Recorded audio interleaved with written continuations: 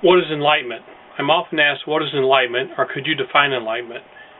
I think this is a very important question because there are many people searching for enlightenment, and they often either don't know what it is or they have common incorrect assumptions about it. Once you've recognized your own enlightenment, you will see that these preconceived notions which have been popularized in the media are far from accurate. And once you get enlightenment, you will have zero doubt that you have reached it. Enlightenment is often portrayed as a powerful, surreal spiritual experience. And you may have powerful spiritual experiences when you first recognize your enlightenment, but that is not the enlightenment. Simply stated, enlightenment is the awareness of self absent the egoic self. That is, your ego and its experiences are not enlightenment. That which has the awareness of the ego and its experiences is your natural state, which is enlightenment.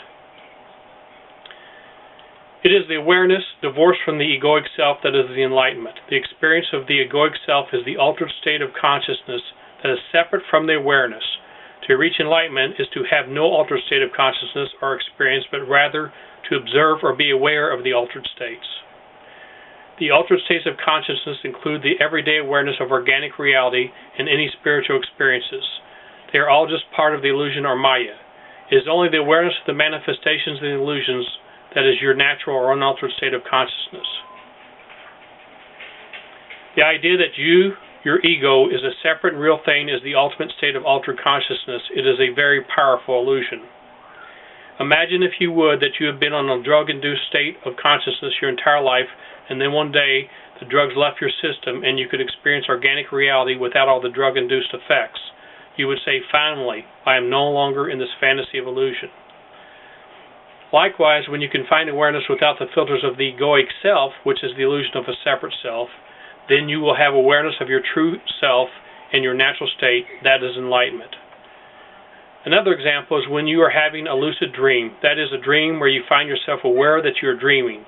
You can watch yourself within the dream, knowing all along that it is a dream, that the person you're watching is not real and isn't really you. Once you wake up from that altered state of consciousness called dreaming, you enter the altered state of consciousness I like to call organic reality. In order to find enlightenment, you must wake up from the illusion of organic reality and into the state of oneness of pure awareness that is enlightenment. Don't be fooled into looking for spiritual experiences as the path to enlightenment, as it is just another part of the illusion. If you'd followed this discussion so far, you're probably saying to yourself, this all makes sense conceptually, but how do I get beyond these concepts to make it real in my life? This is the more difficult part of the journey. The concepts aren't that difficult to understand. It is the implementation of them that makes them difficult. The devil is in the details, as they say. Once you understand the concepts, you can either choose to believe them or not. In either event, belief is an act of faith. Faith and belief do not bring enlightenment. It is the beliefs themselves that are the real obstacles to enlightenment, difficulty to grasp. The belief that enlightenment can only come about as a result of a prolonged meditation and discipline, or the belief that you are separate or real.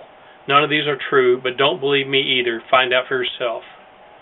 If you're willing to suspend or drop the beliefs that prevent you from realizing your enlightenment and know where and how to look, you can find enlightenment now. You don't have to meditate or study for many years as I and many others have done. In fact, the Buddha himself was not able to find enlightenment until he ceased his arduous search of deprivation, starvation, and endless meditation. If you desire to find enlightenment, it is strong enough to allow you to drop your limited beliefs, and if you look in the right place, you will find enlightenment. You do not have to believe anyone's definition of enlightenment.